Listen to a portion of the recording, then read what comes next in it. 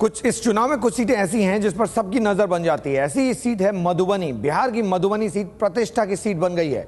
इस सीट से पूर्व केंद्रीय मंत्री हुकुमदेव नारायण यादव का मुकाबला आरजेडी विधायक दल के नेता अब्दुल बारी सिद्दीकी से है। जेडीयू ने गुलाम गौस को टिकट दिया है, जो आरजेडी का टिकट नहीं मिलने के बाद नीतीश के साथ चले गए थे।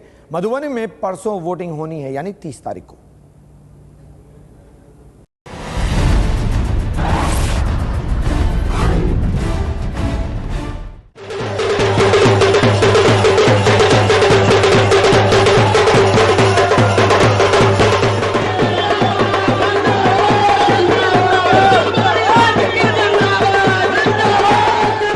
मधुबनी पेंटिंग्स के लिए पूरी दुनिया में मशहूर मधुबनी लोकसभा क्षेत्र किसी जमाने में कांग्रेस और वामपंथी सोशलिस्ट पार्टियों का गढ़ हुआ करता था, लेकिन वो गुजरे जमाने की बात हो गई। आलम यह है कि अब ना तो कांग्रेस के उम्मीदवार यहां से खड़े हैं और ना ही वामपंथी दलों के। दोनों ने अपने सहयोगी दल को ये सीट सौंप दिया है। अब्दुल बारी सिद्दीकी आरजेडी से है और उन्हें उम्मीद है कि कांग्रेस के सहारे उनकी नैया इस बार पार लग जाएगी। वहीं हुकुमदेव नारायण यादव दूसरी बार लगातार सांसद बनने की जुगत में है। तीसरी तरफ जेडीयू के उम्मीदवार गुलाम गौस, जो हाल तक आरजेडी में थे, वो यहां पर अपनी दावेदारी पेश कर रहे हैं।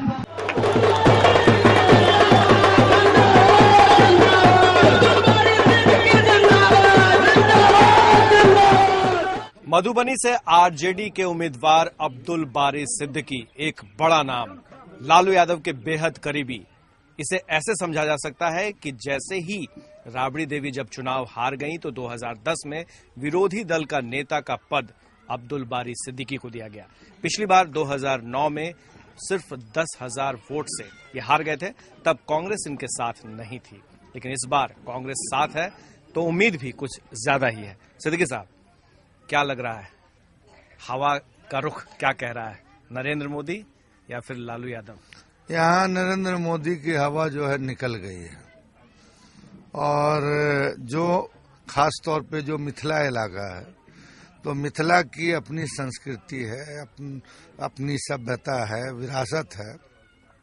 मिथिला में आप नहीं देखे होंगे कि कोई आदमी जो है बड़ा टेढ़ किस्म का मिले, थोड़ी टेढ़ी भी बात करेगा तो बहुत मीठे ढंग से। एक तो ये मिथिला की खासियत है।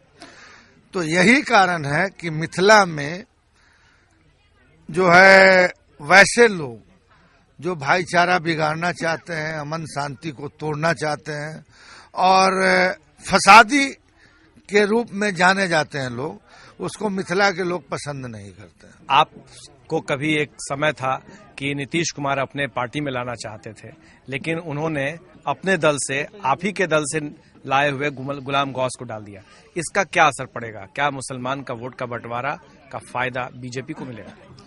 आपको स्मरण होगा, आप तो सब जानते हैं कि नीतीश कुमार तो 2 साल से मेरे पीछे लगे रहे कि आ जाइए, डिप्टी सीएम बन जाइए। मैंने विधानसभा में भी कहा था कि अब तो मुझको 2 भाजपा से लड़ना है। एक भाजपा है मोदी वाली और दूसरी भाजपा है जदयू आडवाणी वाली। तो यदि मुझको किसी भी तरह का रहता, उनके पास अब जमीन है नहीं। दल बदलू भले ही फिलहाल सब जगह चुनाव में हो, जेडीयू की ये कोशिश है कि बीजेपी और आरजेडी में से जिसको जितना ज्यादा नुकसान पहुंचा सके वो हो। इस बार के चुनाव में जेडीयू बीजेपी साथ नहीं है, तो जाहिर है कि अब्दुल बारी सिद्दीकी अपनी जीत के प्रति ज्यादा आश्वस्त दिख रहे हैं। लेकिन कांग्रेस के अंदर में भी खलबली मची हुई है। उनके नेता शकील अहमद, जो यहां से एमपी हुआ करते थे, उन्होंने कुर्बानी जरूर दी है आरजेडी के लिए, लेकिन उनके लोग खुश नहीं हैं। और यही वजह है कि भीतराघात का भी एक आभास देखा जा रहा है।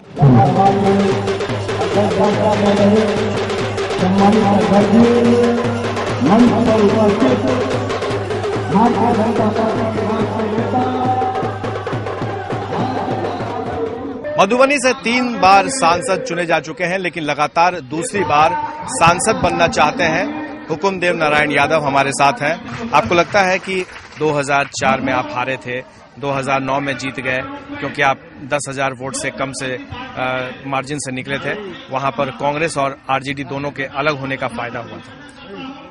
ये भी याद रखना चाहिए कि 1999 में इसी क्षेत्र में 76,000 वोट से जीता था। ये 10,000 वोट से पिछली बार जीता, उसी को क्यों लिया जा रहा है? मुझको इस क्षेत्र में 99 में 3,28,000 वोट आया था।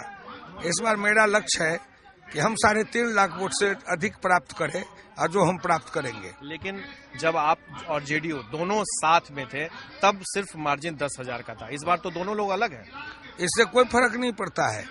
जेडीयू के अलग होने से हमारा जो जितना जेडीयू का वोट निकलेगा उससे अधिक मेरे साथ वोट बढ़ेगा, और जेडीयू के जो अति पिछड़ा वर्ग के वोट है वह मोदी भी अति पिछड़ा है, इसलिए मोदी का भी हमारे साथ, मोदी के नाम पर भी अति पिछड़ा का वोट जुटेगा।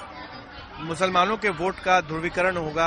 आपको लगता है कि नरेंद्र मोदी के खिलाफ में सारे मुसलमान, ऐसा ना हो कि सिर्फ सिद्दीकी को दे दें और इसका नुकसान हो जाए? नहीं, कभी ऐसा नहीं हो सकता है, क्योंकि सब अपने अपने नेता के साथ हैं। गुलाम गौसवी पुराने नेता हैं, गुलाम सरवर एसकेयूटी में 15 साल तक एमएलए रहे थे, स्पीकर रहे थे, उन्हीं के परिवार के हैं, इसलिए उनका भी अपने वोट का आधार है, उन्हें भी वोट मिलेगा। नरेंद्र मोदी के लहर में बीजेपी के उम्मीदवार ज्यादा उम्मीद कर रहे हैं। कामकाज का लेखा जोखा तो चलता ही रहेगा, लेकिन खास बात ये नहीं उम्मीद है कि नरेंद्र मोदी की सरकार अगर बनती है तो उसमें ये भी मंत्री बनाए जाएंगे।